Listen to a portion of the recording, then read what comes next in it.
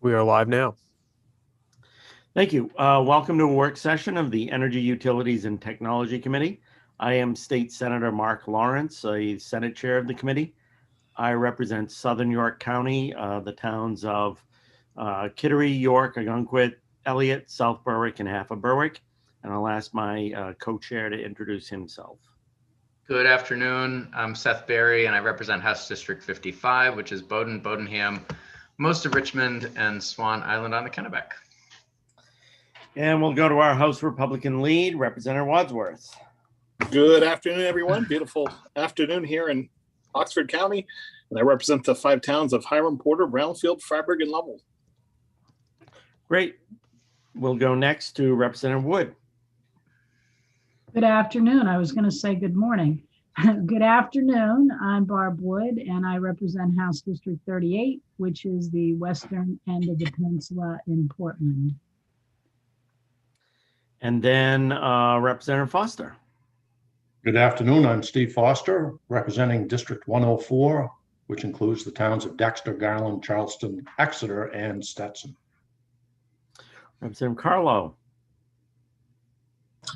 Good afternoon. I'm Representative Nate Carlo, representing House District 16, which is all of Hollis, part of Buxton, and part of Saco also. If you see me talking to myself, I'm not talking to myself. I'm on the phone with my bank at the moment. So just bear with me there. I'm not trying to get a hold of anybody. Just tell them to send us money. Representative Grochowski. Thank you. Good to see you all in the afternoon. Nicole Grochowski. I represent House District 132, which is the city of Ellsworth and the town of Trenton. Representative Kessler. Good afternoon. I'm Chris Kessler, representing District 32, which is part of South Portland and a smidgen of Cape Elizabeth. And if you do see me talking to myself, I am indeed talking to myself. Representative Kessler, do you have a filter on today? You're coming across as orange or red. It's this umbrella. Oh, okay. It's the color from the umbrella. Very good. Thank you for sharing. Okay, we have 2 bills left over from yesterday that we're going to be working on. And why don't we start off with Senator Guerin's bill? So I don't know if you want to go over at this point. Yesterday, you left off with an ought to pass as amended motion before it being tabled. But there's quite a few people who weren't here yesterday or here now, so I'm not sure how you want me to proceed. I'll go straight to any debate or discussion on this bill. Sure. Representative, who called? That was me. Representative Berry. Thank you. I may have been the one to make the ought to pass as amended motion. I can't recall now, but no, I guess somebody else did. But thank you, Representative Foster did. But I'm fully in support of the ought to pass as amended motion that is pending before us, and have not changed my mind since yesterday morning. I think it's a good bill, and I think we should get it done. Any other debate or discussion? Okay, would you call the roll, Jordan?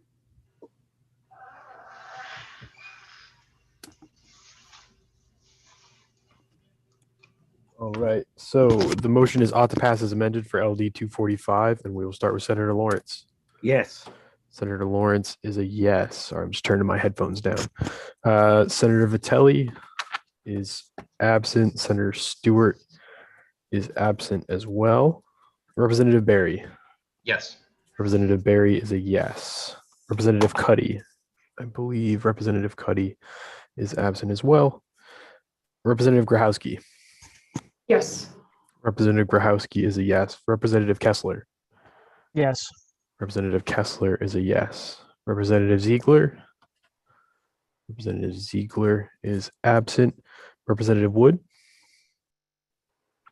Yes. Representative Wood is a yes. Representative Wadsworth. Yes. Representative Wadsworth is a yes. Representative Grignon. Representative Grignon is absent. Representative Foster. Yes. Representative Foster is a yes. And Representative Carlo. Yes. Representative Carlo is a yes. That is Oh, Jordan. That is 8 in favor with 5 absences. Okay, 8-0, the motion prevails. The next bill is Representative Pickett's bill, and as I understand, there was a talk about sending out a letter for this bill. Is that correct, Deirdre? There was talk, but no final direction and no motion when tabled yesterday. Okay, so I'll just look around the committee for a motion.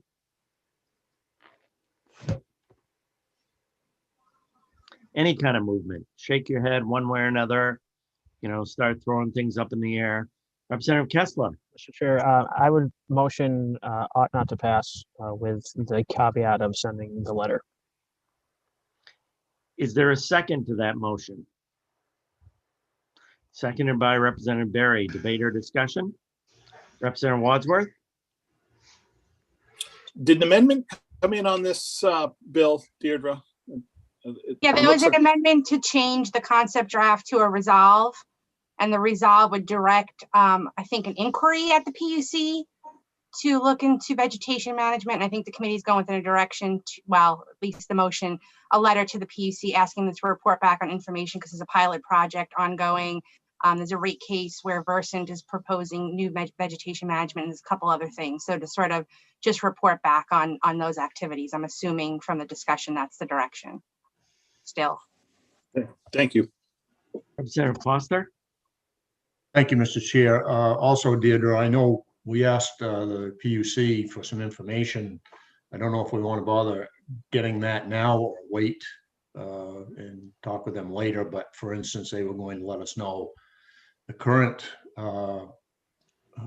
restrictions, if you will, on how they can, whether they can adjust the rule to allow Central Maine and Versant and others to extend the height and distance that they can trim.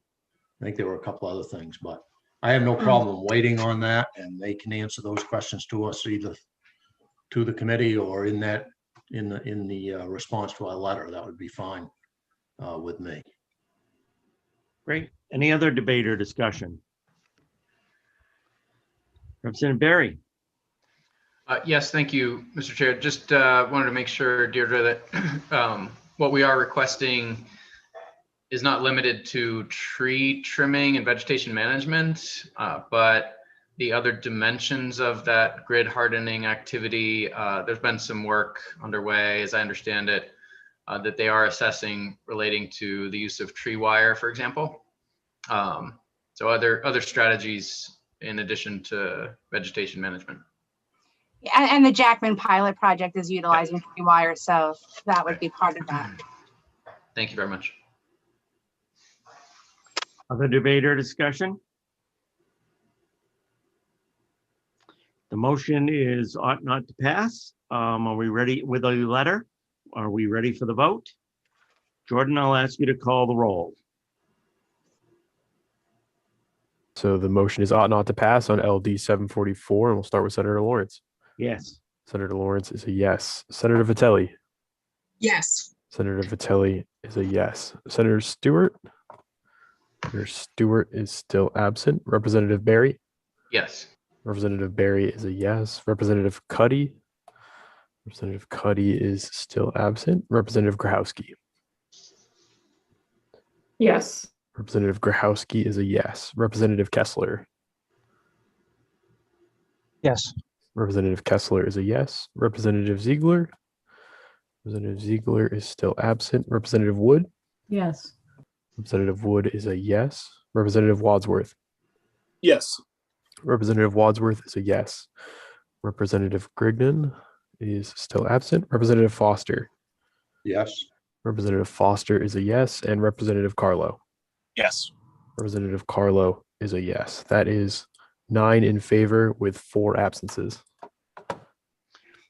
I'll declare the motion prevails 9-0.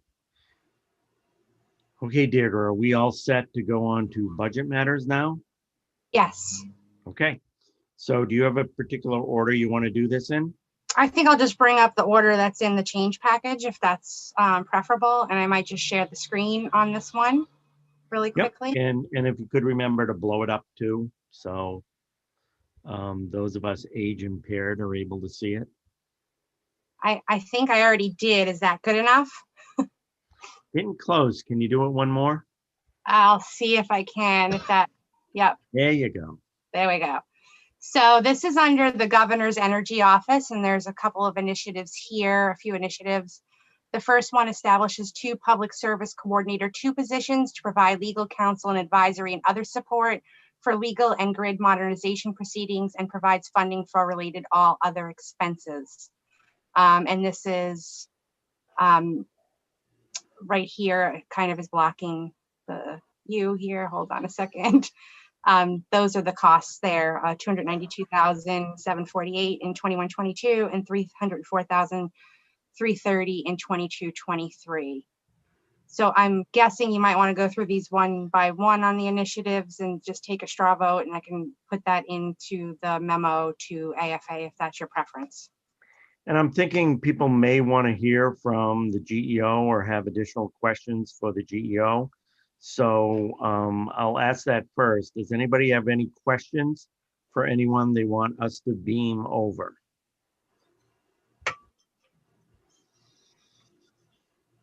Don't everybody speak at once. I guess I would like to hear from if Mr. Burgess is in the waiting room generally on this, and maybe we can get him to stay and speak to the other things.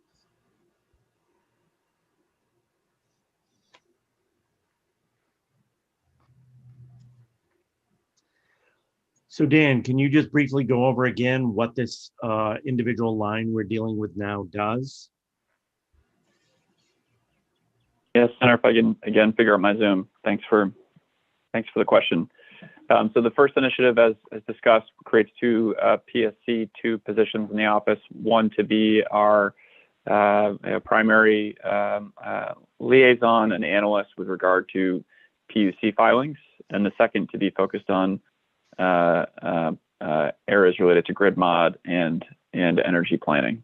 I feel like these positions are vital to the growing workload and nature of the office, and I'm happy to take any further questions that folks might have about them. Are there questions regarding these positions? And I'll ask my co-chair, what is your preference? Do you want to take a straw vote on each one or go through the entire thing? How do you want to proceed? Yeah, I think my sense is that it would be best for people to get, my understanding is there's still some big picture questions. So maybe kind of go through, get the big picture answers to the more detailed questions we asked for information on yesterday, and then kind of come back to these items. Okay, so why don't we do the next one? If you could bring up the next one, Deirdre.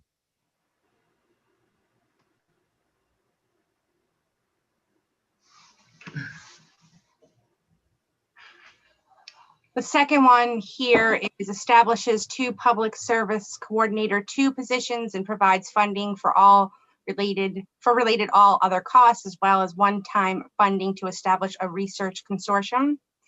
And then the third one here establishes 1 limited period public service coordinator 2 position to provide power sector transformation studies in accordance with the Maine Climate Action Plan, and provides funding for all other related expenses. And I think that's the only 3. Yep. So that's the 3 from the Governor's Energy Office. For the Governor's Energy Office, okay. Yeah. So I will close this up and you can have at it. So questions for Mr. Burgess. Senator Vitelli. Thank you, Mr. Chair. I'm wondering if I could hear a little bit more, and I apologize if I missed this at some earlier presentation on the research consortium. What does that entail? How's that going to go forward? Thanks for the question, Senator. That was one of the follow-up items that Chairman Berry asked for more information to. So I did send a one-page PDF summary of kind of the overview of all the activities related to offshore wind in the office.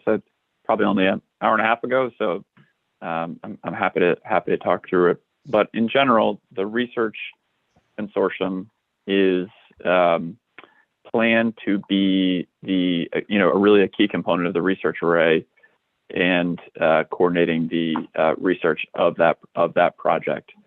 So the consortium is meant to take an integrated approach that's open, transparent, and inclusive, that works with independent experts, whether at universities, nonprofits, and others, to really undertake the necessary research that is required as we work to understand the impacts of floating offshore wind in the Gulf of Maine. So we would seek to have a consortium that looks at what research has been conducted around the world, here in the region, and then fill in the gaps to about what additional studies and analysis that needs to be done. And I think that, as I mentioned this a little bit yesterday, this isn't the only funding that will go to this, but we see this as the coordinating entity that will ultimately move this forward. And this could be used for match funding. We're going to work really closely with DMR, IFNW, and others and university and others as we move this forward. So hopefully that helps as a summary. And the document that I provided seeks to kind of indicate the difference between the roadmap that we received from the funding I received from the U.S. EDA. We received $2.1 million to conduct it's the Economic Development Administration that funded it. So it is really focused on economic opportunity and impacts of offshore wind for Maine. And so we are finalizing the structure of that right now and getting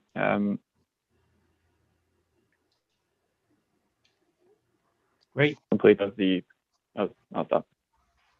Does that, do you have any follow-up, Senator Vitelli?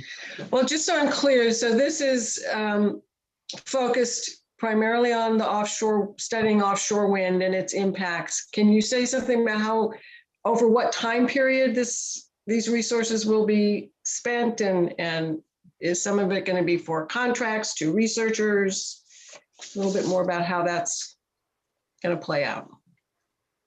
Yeah, thanks for the question, Senator. I think that is the intent. I think it will take us a little bit of time to get the consortium and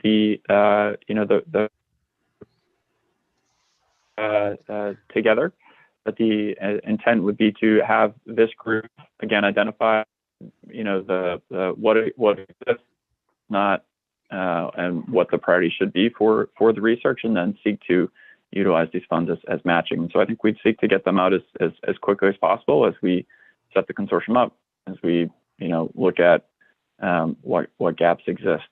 And so this is just obviously a 2-year component. And so I think as we get into it and as we see what matching funds are available from the federal government or other entities, then I think I think we look more towards longer term. And I think it's important to have the state, we very well could and almost certainly will, work with contractors to get this out, but having, an entity that is not the private development community engaged and in charge of this, I think is vital to ensure that the state's interests are represented. Anything else, Senator Vitelli? Great. Other questions for Mr. Burgess? So Representative Kessler. Thank you very much. I was wondering just how this ties into other legislation that we're looking at. For example, Senator Lawrence's bill having to do with ratepayers paying for this research array as well. How much of that ratepayer funding dovetails with these specific goals? Are they both going to fund that same thing, or could you explain the differences between the two?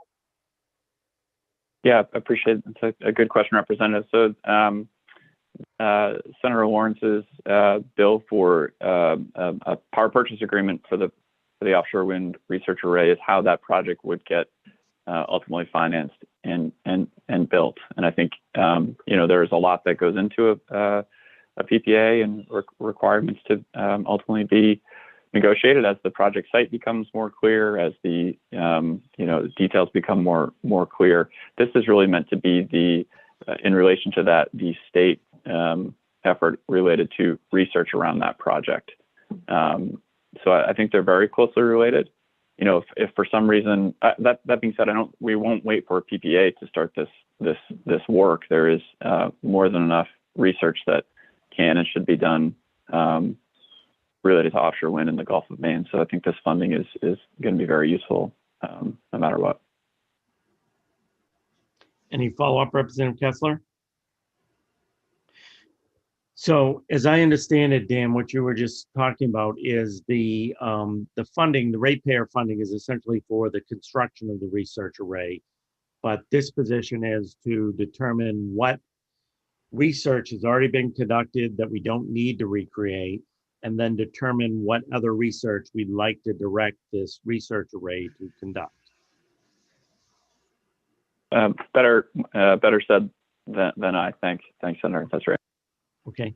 Representative Grochowski? Thank you. I think that helped clarify what I was going to ask, but there's no harm in just clarifying my own understanding. So and I can go back and look at Senator Lawrence's bill, but is any money for research itself being proposed as part of the PPA, or is it very discrete actually that there should be separate source for research funding than the ratepayers?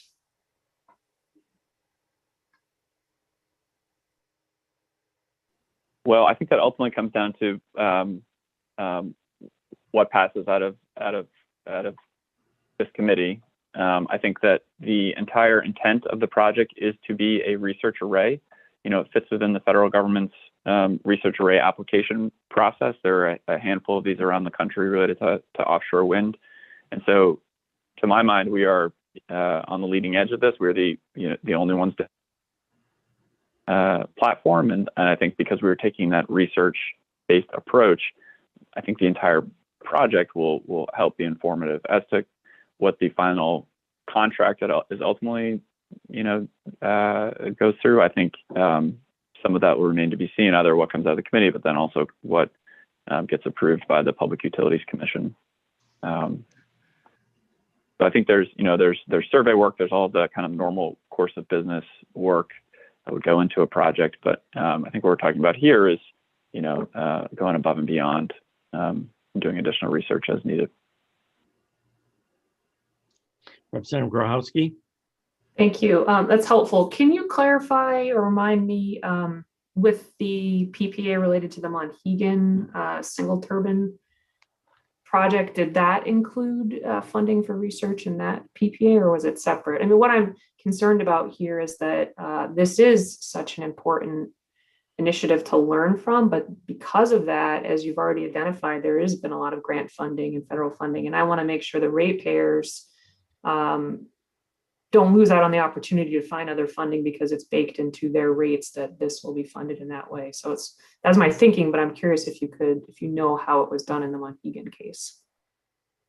Yeah, that's a great question, Representative. I don't recall the exact language of that PPA, so I wouldn't want to provide the wrong answer. I will say that they're different projects. One will learn from the other. But they have different needs, but specifically what was in that and what could be cared for, I don't have that in front of me right now. I can follow up as needed. So as I understand it, Dan, this position is going to go out and find out what research we don't have to redo, kind of look at Europe, look at what other floating offshore wind and offshore wind projects have done, make a determination, see where the gaps are, and then steer this research array towards answering those research questions. And that may either be funded by ratepayer funding or that research, or they may go out and get grants for it, is what you're saying. Yes, Senator. And the purpose of this position is to coordinate and say, this is what we need you to find out. This already exists, but we need you to apply, enhance this research, take it the next step, go a little bit further so we can determine what the impact on the main Gulf would be of a full-blown floating wind project. Yes. Okay, good. Other questions from the committee? Representative Berry. Thank you. This could be either for Dan or for Deirdre. Could you remind me, do we, in the 1 million that's allocated towards this consortium funding, is there statutory language that frames the intent and how that would be used? Or is it essentially just the allocation that we have? There's no statutory language that's accompanying this. Okay. Thank you. Any other questions? And Dan, where is this money coming from? These are budget funds. These are from the change package. So budget funds. So this is from the supplemental budget, the fact that we have increased revenue, we're dedicating it to this purpose. Yes. Okay. Other questions for Mr. Burgess? Yes, Representative Grochowski. Thank you. I just wanted to give people time if they had wind-specific questions, but since there was a pause, the bigger question that I know that Director Burgess knows that I have and have had is I'm still struggling to put together in my head how the existing pieces and the proposed pieces of staffing and focus fit in with what I know many of us are hoping for and is required in statute regarding energy planning. And I've looked over that section of statute again, and it has such great detail that I think if we had that plan, maybe we don't agree with every aspect of it, but it's a place to move forward from and see how the policies that come before us fit into the plan or don't. So I just am, once again, trying to see how this proposal moves us in the direction of that, which is something that I think this committee and the whole state of Maine could really benefit from. And in the long term, we might not find ourselves near the end of session with, I think, probably 30 plus energy specific bills and not sure how they fit in with each other and how to move forward. So maybe if you can just, I know you're probably not gonna be able to answer that at all, and maybe I need some sort of schematic, but I just want to float that as my very large overarching question and concern at this moment. Thanks, Representative, for the question. Absolutely understand the what I think are your overarching questions. I think that when you look at the positions, particularly related to the grid modernization and energy planning, I think this is a piece of what that work would entail. I think that there are a number of different requirements that have been asked of the GEO, which I think that we are working hard to meet. I think when you look at the state energy plan, the history, as I understand it, is the plan was done in 2015 without consultants. Was a kind of a thorough plan. Funding from DOE was received in 2017 to complete one that was never completed, and then we got full bore into the climate action plan and other efforts. But when I look at the statute and the prior energy plans, they basically the responsibilities fall into three buckets: the electricity sector, including identifying transmission capacity and infrastructure needs, and a section on renewable energy and our RPS and how we're doing to address those, and including kind of GHG to energy planning targets. From my read, while much of that work is included in the GEO's prior work in the climate action plan with very similar stakeholder groups, as well as the RPS report and the transmission stakeholder study that we've done. I think the other components of the requirements in statute are around the thermal sector. So, I think we did pretty advanced modeling in the climate action plan related to that specifically around what we need to do in order to meet some of the, oil dependency reduction requirements that are in statute. And I think if you look at the previous plans that were done, they talk about, activity in state government. We've released a leading by example plan, which is more than just a section of a report, but is a full plan, as well as comments around transportation. We obviously have a big section on that in the climate action plan. And I think I'm not seeing, the clean energy economy type work done previously. And so I think that's new that our office fell on. But I certainly understand the desire to have, pieces of that in kind of what is a more formal energy plan. And these positions I would envision help us achieve that. So I think that's kind of my comments on that. I certainly understand and think these positions can help us achieve that. Representative Grahowski, yes, go ahead. Thank you. I appreciate that. I guess not if you agree with this. It's sort of like some of those aspects are the building blocks for a more comprehensive plan, and then maybe these staff can help us build the structure with those. Okay, I just wanted to see if that metaphor worked with what I just heard from you. Yeah, Representative, I think so. I think that's a good way to think about it. I think that the either now and in a kind of a future time, we should go through kind of what other state energy plans have looked like in comparable states, and kind of what previous ones have looked at here, and kind of what, just making sure that expectations match. They can be $2 million studies that were done in some states. They can be not funded stakeholder driven initiatives, and I don't think we should be 2 million, and I think we might benefit from some additional kind of modeling work. And so it'd be great to talk through kind of where others might see the gaps, and but I think the additional staff will help us do that.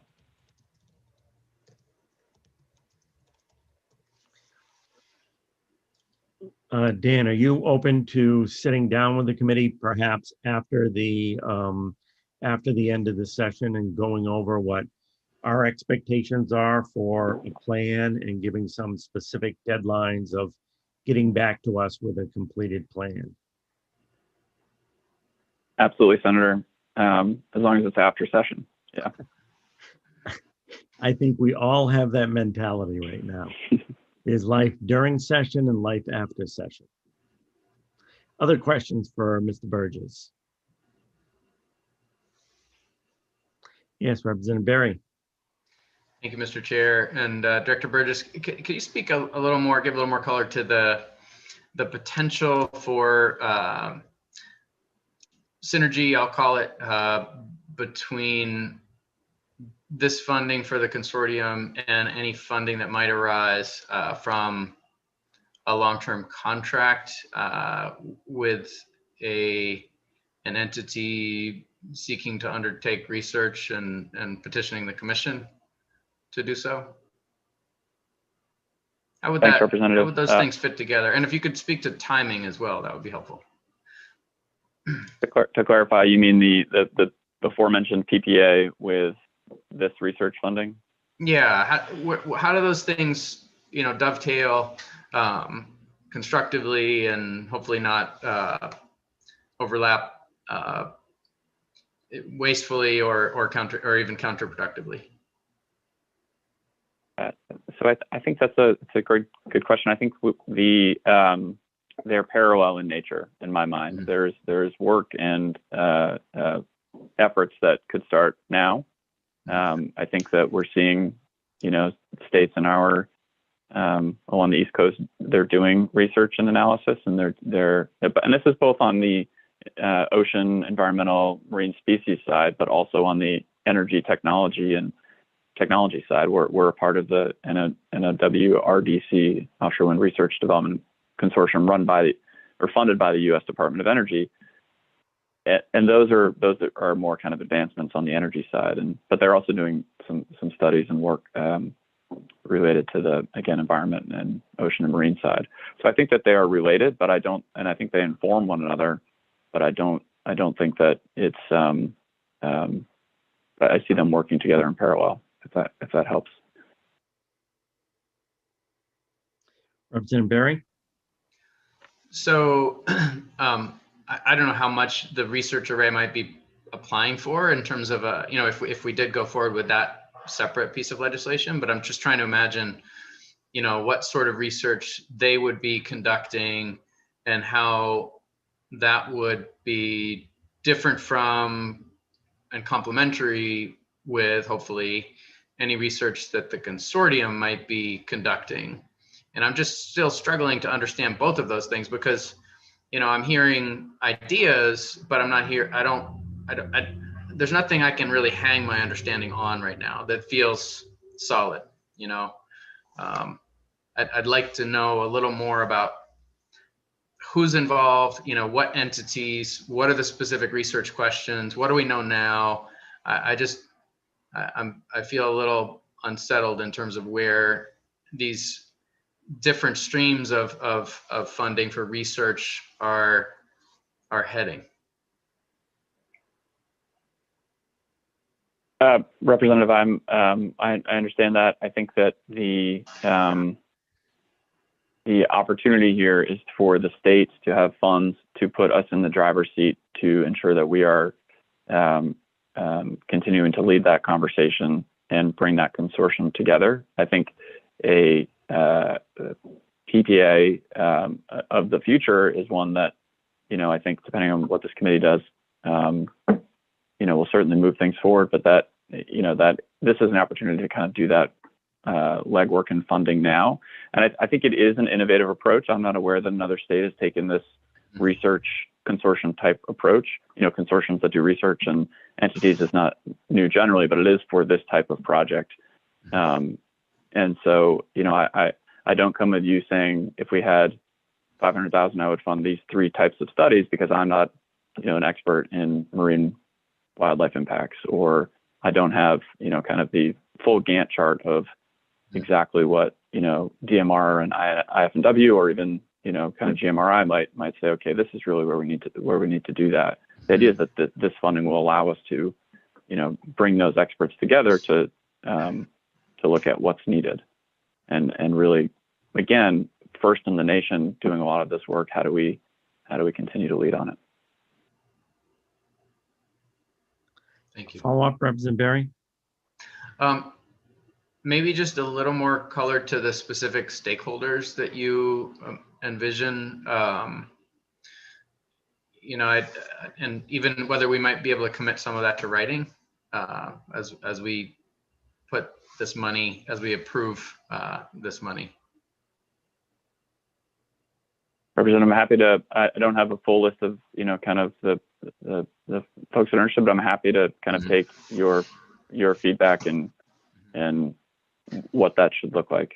I think there's a variety of we're working on our roadmap process right now and have brainstormed, as you can imagine, dozens of people that have interest in it, and from every different, from supply chain to ports, the environment, and I think that be happy to for what that should look like. Any follow-up, Representative Barry? Not for now, no. So, Mr. Burgess, I'm not as sometimes intelligent in the details as other members of the committee. So I'm just trying to go through my mind of what you're talking about in this consortium. And I'll just give you an example and you can tell me if I'm right or wrong on kind of where I see this going. Let's say one of the things this consortium gets together and identifies one of the things you want to learn about is, say, development of impact on crustacean life and development of crustacean life on these floating offshore winds. And you would then coordinate going out and seeing what other kind of research has been done around the world, showing it to our DMR, showing it to people at the university, and kind of saying, okay, this is what we know so far. What are the questions you want answered? And then figuring out how that additional research is going to get done. Is that what the consortium would do? Yes, Senator, better, more clearly said as always, yes. Okay. Representative Grochowski. I think the salient detail there was crustaceans. So that was the detail we really needed. Getting to the crust of the matter. That's right. My question, I'm still, I mean, I 100% believe in the value of research and coordinated research. That's been a lot of my own career to this point, including, I guess, what we do in the legislature could maybe be considered coordinated research in a way. But long story short, you know, you've proposed a staff member. What I think I see also is that would some of that initial $1 million go to the consultants that are helping this staff member determine how to set up the consortium? Because I'm coming back to what I was talking about yesterday, that I think the consortium has value. I think the money is needed. The question is, should we set some people off in this direction to report back to us about whether the state should be the host, whether there's an NGO that should be the host, and when we get the list of stakeholders, so you don't have to do it all right now, come back and then we have set aside that $1 million, or maybe it's you get 100,000 now and 900 later, that we can unlock it when we see that the structure and that we feel really comfortable that it's in the best interest of Maine and is maybe put in a place where we know it can have a very long-term function, because this research is going to be, you know, 10 to 20 years at least. And I want to make sure it is housed somewhere where it is safe, if you will. And so I just wonder what you think about some sort of seed to get you started, and then coming back with the real fleshed out details, and then we can take the rest of the money and have that move forward with the more formalized plan. Thanks, Representative. Probably won't surprise you to hear that, you know, preference is for what was included in the budget. You know, I think we're hearing questions and from, you know, partners across Maine asking real world questions, and we think this consortium can help us set that strategy for how we answer those questions as quickly as possible. I think that you know, if you look at the offshore wind proposals to the south of us, again, we spent a little bit of time talking about it, but you know, there's real interest in the Gulf of Maine, and we think the establishing this now can help us set us up to be better informed going forward. And so I think I think our preference would be to have what was included in the budget so we can start as soon as possible. Representative Grochowski. Thank you. I can certainly understand that you'd always want to ask for what is what you see as the most effective way to move forward. You know, this is such an important topic. This is maybe a bold question, but you know, we were quite possibly going to be in a very different fiscal situation just even a couple months ago. So what were other ways that you were looking at to fund or to move forward with something as important as this research consortium? I'm trying to determine, it seems like now is the time, but what would the alternative have been had we not had these really positive revenue forecasts? Yeah, thanks, Representative. I think we've been working and will continue to work really hard to, you know, do as much here as possible. I think it's important that the state portion is not the entire component of the research that will be conducted, right? There's, again, federal funding. There's funding from institutions and universities that will ultimately move forward. There's funding, there's studies happening in other states. So it's not a question of, are we going to do research or not? It is a question of how to best organize and think strategically about that. And I think that this gives us that opportunity to organize that and to drive that strategically. So it's for me, it's not a and or, but it's because of the situation we're in, we think this is an opportunity to move forward in this way. And just to follow up on Representative Grochowski's thought before I go on to Representative Kessler, I think there is some importance, and Representative Grochowski makes a good point about having some kind of report back to the legislature in this process, because I think there's valuable input that our committee could perhaps give, and maybe others in the legislature could give on the direction of the research. My only concern with what Representative Grochowski is proposing on, doing like 100,000 and setting 900,000 aside. I've been in the legislature too long to know that if you put money aside and it's not allocated, when time comes and there's a downturn, that money is quickly disappears towards somebody else's project, somebody else's needs, somebody else's something. So that would be my one concern about not having that one-time money committed. Representative Kessler. Thank you, Mr. Chair. This question isn't necessarily about the 1 million in funding, but just on the position, the one position that will be focused on supporting existing companies participating in global and regional markets, creating new opportunities for main businesses in the clean energy economy, and leveraging economic opportunities for main ports. So the first two things, can you tell me some examples of how would this position support existing companies in a regional market, or how would they create new opportunities for businesses? How would that look exactly? Like some concrete examples.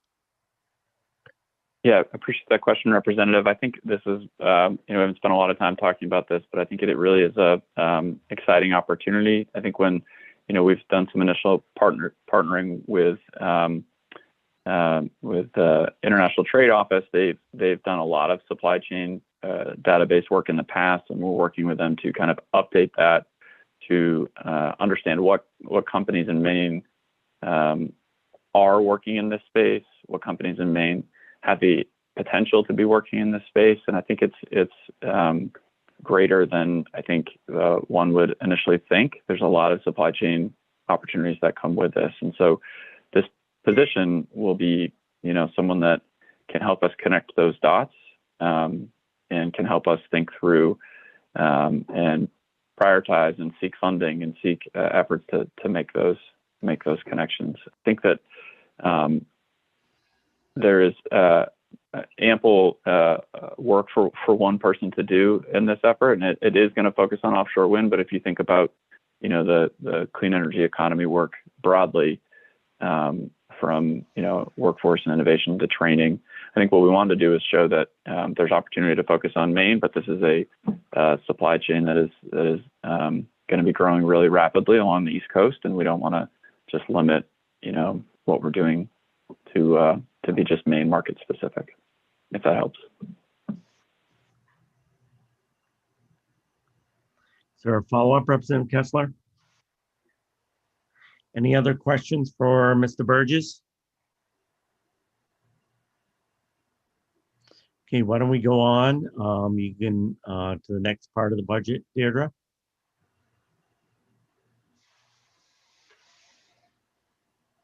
So the next part just deals with the PUC. Hold on, let me get down there. So Jordan, you can beam Director Burgess back over if you want.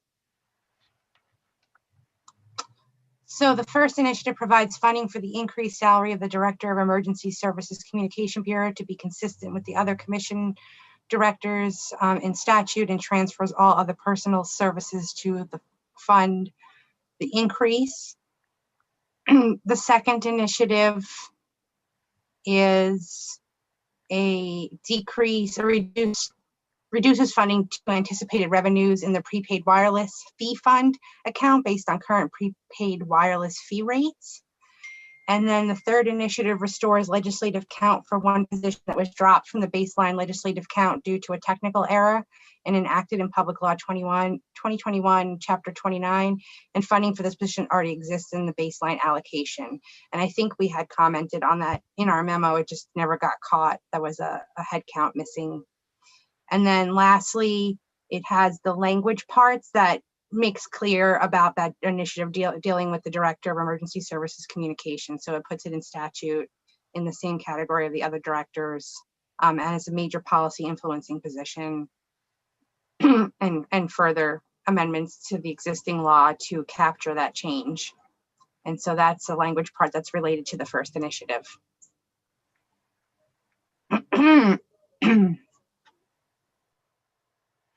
Okay, questions on that from the committee? Does anybody want to hear from the PUC? Okay, Deirdre, I think you can go on. That's all the pieces, the change All the package. pieces. That's all we have. Yep. What's the pleasure of the committee at this point? I think Representative Berry, you said you may want to caucus. Yes, I Representative was just Berry? going to suggest that, Senator. I am such a mind reader. Very impressive. Thank you. Thank you. Okay, why don't we break? How much time do you think we'll need for caucuses? Good question. Half an hour? Sounds good. Let's Great. be back at 2:30.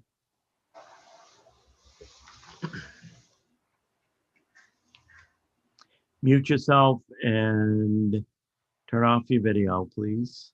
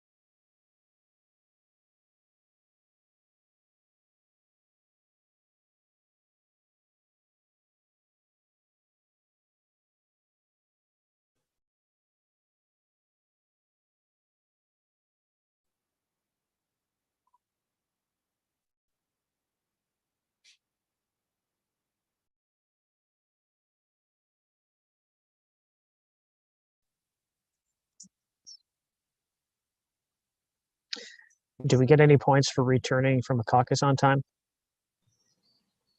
No. No. 1 million points. Thank you. I like Representative Wadsworth's answer best. I can set up a scoreboard if we want. Good idea, Jordan. I think you should do that.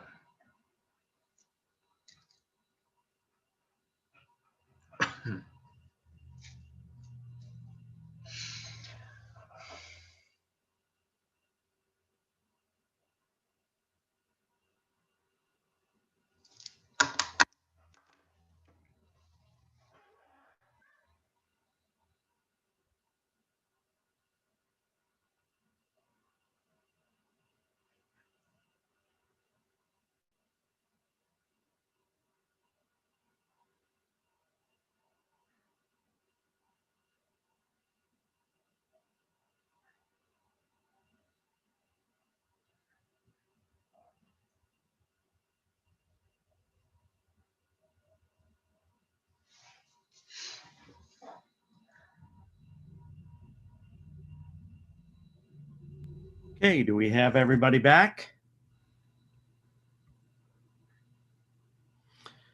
So Deirdre, why don't you bring up the line items so we can vote on them one at a time? Are you all set, Nathan, to go forward? I'm ready. Yep. Good. Let's do it. So here's the first initiative. It establishes 2 public service coordinator, 2 positions to provide legal counsel and advisory and other support for legal and grid modernization proceedings, and providing funding for related all other expenses. Great. And I'll move that we recommend that funding. I'll second that. Seconded by Representative Cuddy. Any debate or discussion? Representative Wadsworth. Thank you, Mr. Chair. I'll be opposing this just because added positions and added cost to the general fund. Okay. Any other debate or discussion? Okay, why don't we call the vote, Jordan? Senator Lawrence. I'm sorry, Representative Berry. Thank you very much. I'm going to very reluctantly vote no at this time. It's not because of a lack of support for the general concept here, but because I do have some questions still about this new proposal, and we're on a very limited schedule here, but I'm hopeful that we can get some questions answered and come to a better place, but it's a no for now. Any other debate or discussion? Okay, why don't you go ahead and call, Jordan?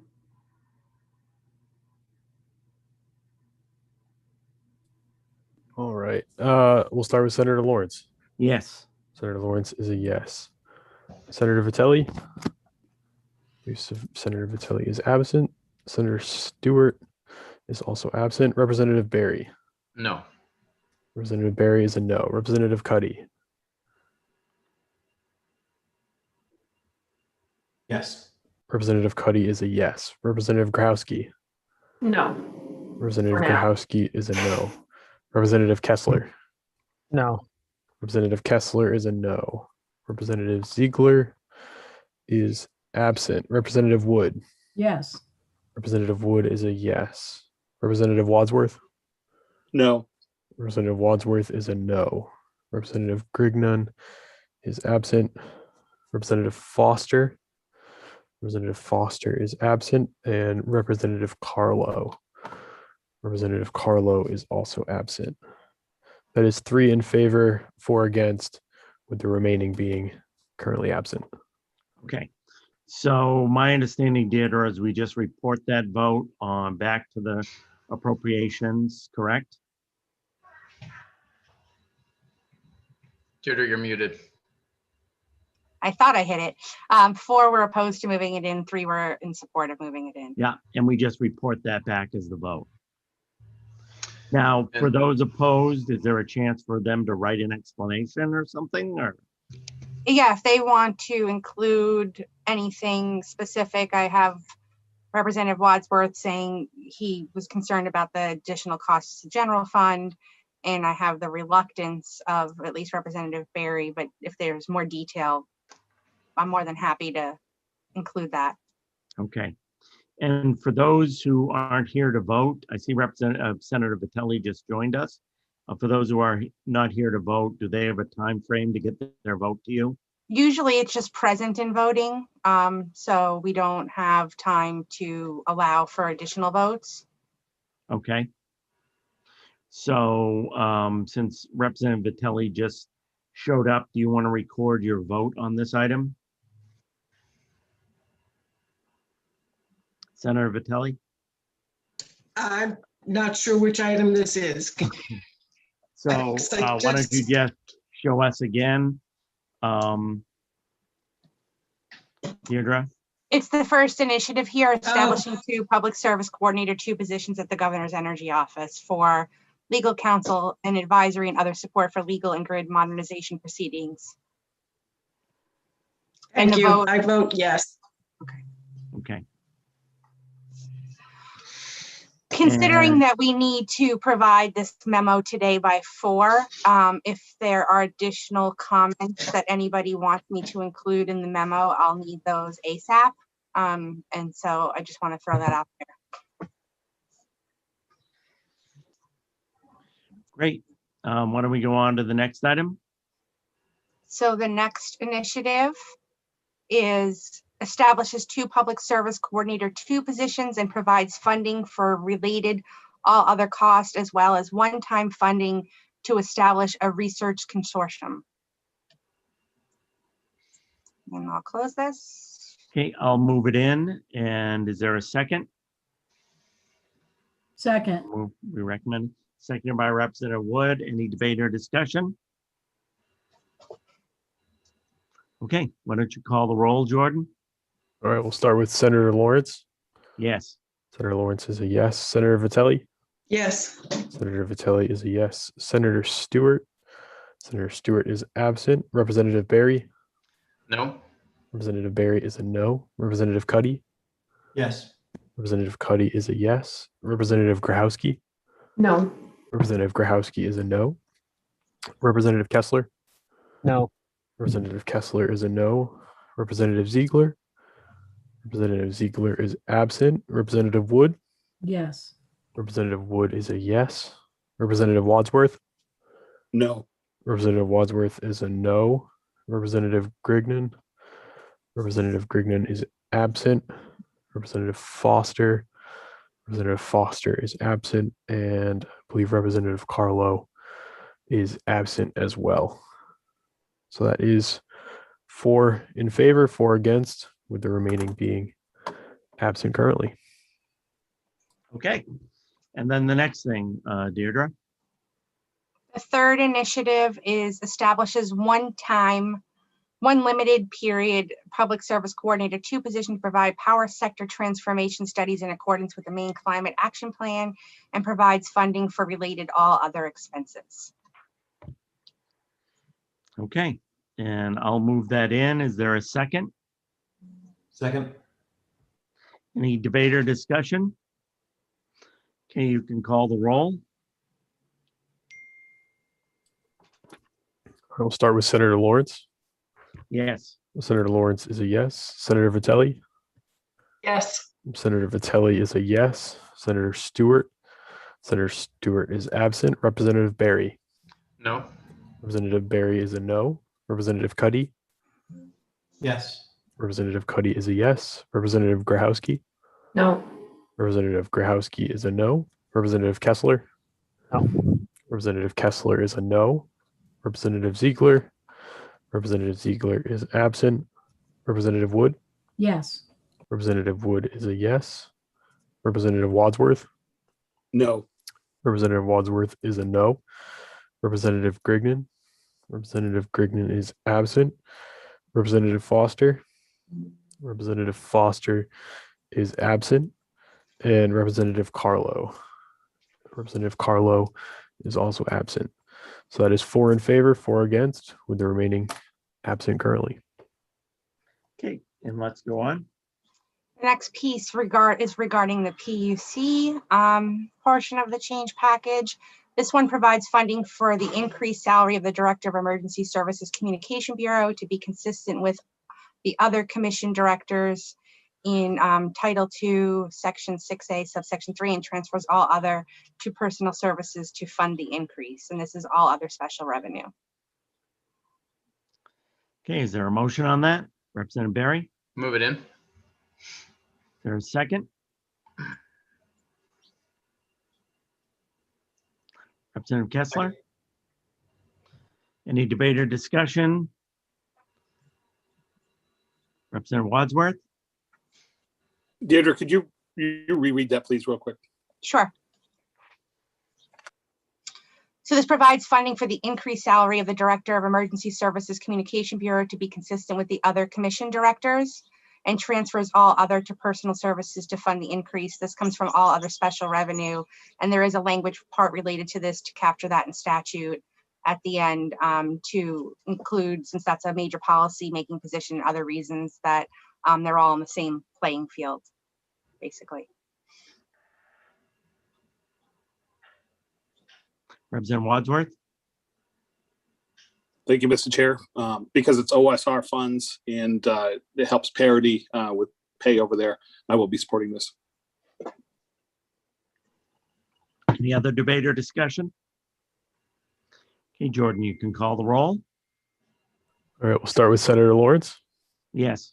Senator Lawrence is a yes. Senator Vitelli? Yes. Senator Vitelli is a yes. Senator Stewart? Senator Stewart is absent. Representative Barry? Yes. Representative Barry is a yes. Representative Cuddy?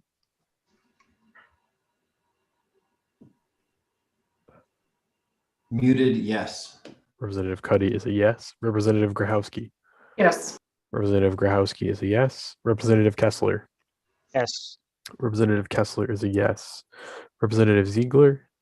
Representative Ziegler is absent. Representative Wood? Yes.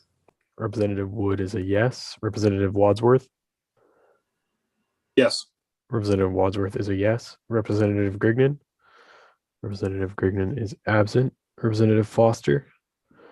Representative Foster is absent.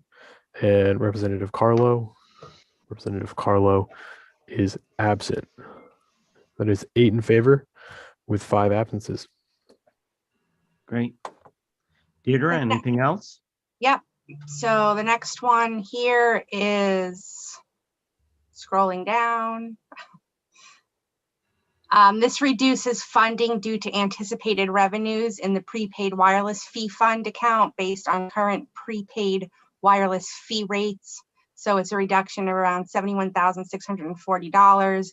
And I think Perry Lamphere yesterday said from the PUC that this wouldn't impact them based on what their work is and what the money's used for. Questions? Is there a motion? Representative Barry? I move it in. Is there a second? Second. Seconded by Representative Wood. Debate or discussion? Can you call the vote, Jordan, please? Starting with Senator Lawrence. Yes. Senator Lawrence is a yes. Senator Vitelli? Yes. Senator Vitelli is a yes. Senator Stewart? Senator Stewart is absent. Representative Barry? Yes. Representative Barry is a yes. Representative Cuddy? Yes. Representative Cuddy is a yes. Representative Grahowski? Yes. Representative Grahowski is a yes. Representative Kessler? Yes. Representative Kessler is a yes. Representative Ziegler?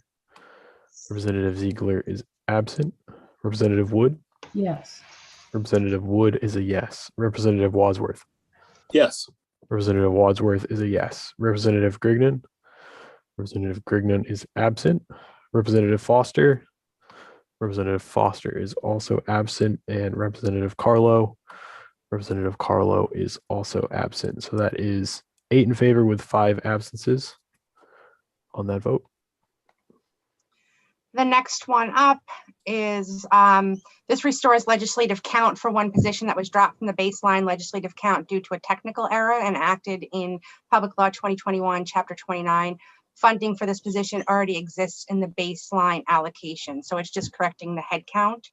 And that was an error that I think we identified in our memo to AFA when we did our report back as well last couple months ago now. Questions for Deirdre? Representative Barry? I move it in. Is there a second?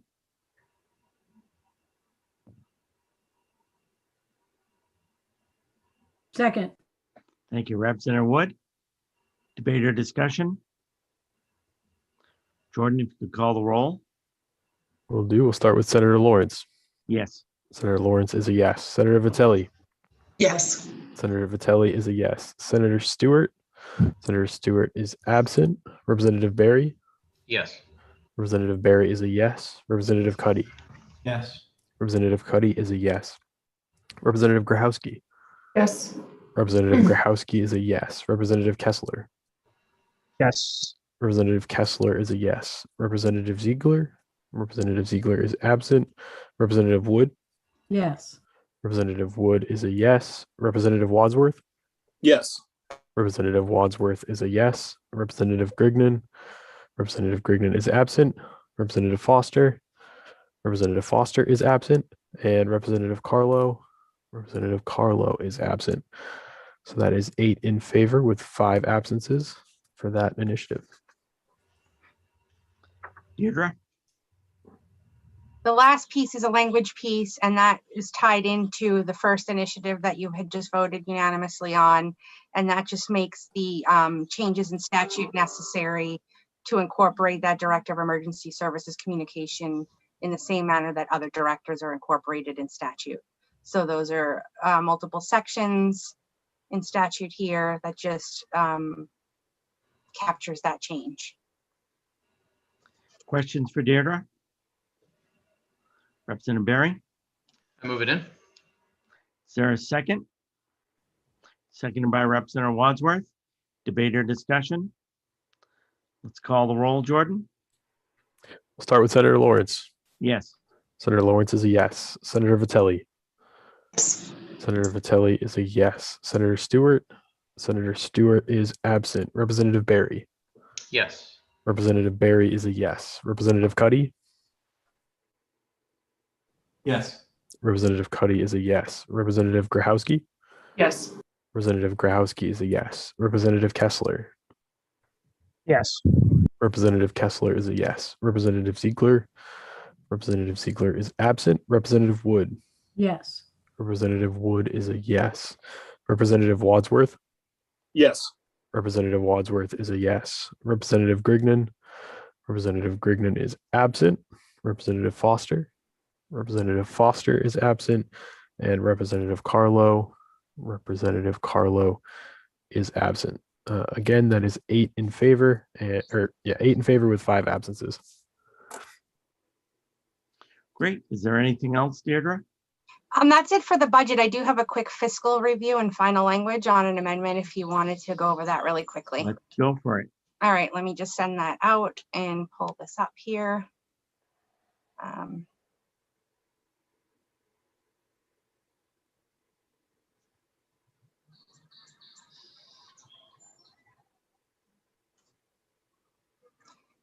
So I'm just going to show one language part because you've seen most of this language already, but there was a small tweak. So this is LD 251. This had to do with the filing fees. And you also had another bill 487 that had to do with money that the OPA would receive under certain circumstances. And you had changed the language there relating to reorganizations to 5/100ths of 1%. And for consistency, instead of the 0.05% that was in the amendment that you viewed, we just changed that to 5/100ths of 1% of the transaction value to be consistent between the two sections of law and the two separate bills. Same impact, just the consistency wording to have them be in both parts, having the same sort of language. So everything else you had seen at the work session when you voted this bill, nothing else is new. The only thing here, and I'm just scrolling down because my mouse isn't working correctly right now, so it'll just take a second, is the fiscal note. So there is a fiscal note associated with this bill. It is future biennium revenue increase from other special revenue funds and minor cost increase from other special revenue funds. So basically, it's just saying in the fiscal detail notes that the bill requires PUC and Office of Public Advocate to apportion the existing assessments collected from utilities between investor-owned and consumer-owned. It requires the PUC to report on any filing fees or penalties collected during the previous year that not have been adjusted in the previous 5 years, and to recommend adjustments based on the consumer price index. It also requires PUC and OPA to include information regarding their activities devoted to investor-owned utilities and consumer-owned utilities in annual reports. And the PUC is authorized to increase filing fees for reorganization of utilities from $50,000 to an amount not to exceed 5/100% of the estimated total value of the reorganization. Changes to the filing fees or penalties based on the consumer price index and changes to the filing fees for reorganizations of utilities will increase. Other special revenue funds revenue to the PUC, no estimate of the amount is made at the time, and any additional costs to the PUC and the OPA from activities required in this bill are anticipated to be minor and can be absorbed within existing budgeted resources. So if there's no questions on that, we can get that reported out.